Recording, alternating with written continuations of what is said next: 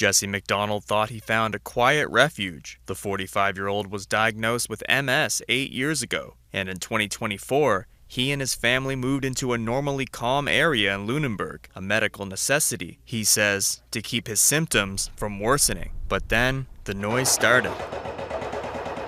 It's from a nearby dumping site, one of several as part of a long-term care facility being built in Lunenburg. But MacDonald says it's been debilitating. We can predict the path of him entering into an MS flare, so we knew on the first day this was not good. He already couldn't go in the car, so we couldn't even leave. Like on the first day, we were trapped here.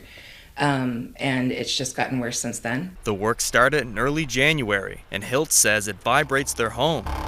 Before this, she says he was making progress, from doing yard work to playing in the snow with his son, but now he can't walk without falling. And he's injured both of his knees just since the 5th because he can't even, stand and walk through the house by himself without hurting himself. A Nova Scotia health letter says MacDonald's heightened startle response is incapacitating when exposed to loud noises and vibrations. The analysis says it can take months to recover, adding he can't escape the environment, as being in a car only aggravates his symptoms further. In addition, MacDonald says his cognitive ability is declining. I'm sorry. No, it's all good. I have a really hard time putting thoughts together.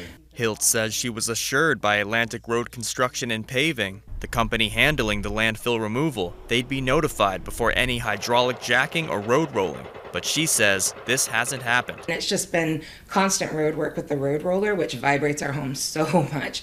And then the jacking behind has been happening intermittently as well. We're not given any notice. In a statement, the president of Atlantic Road Construction and Paving says the company is listening and adapting its operations, adding, quote, "We will continue to work with all involved parties and try to accommodate everyone as best as possible." In a phone call with Global News, the company's chief financial officer says communication has been ongoing, but Hiltz says she hasn't heard from anyone since January 20th. We are concerned that this has caused enough damage to his legs, like he is going to need a walking aid at this point. MacDonald's nurse practitioner has written a letter asking for the site to be relocated, saying it would ease his suffering. Atlantic Road Construction says it will continue for several months. Hiltz has sent a letter to the company detailing the harm she says has resulted and notified public officials, but says no one is coming to their aid.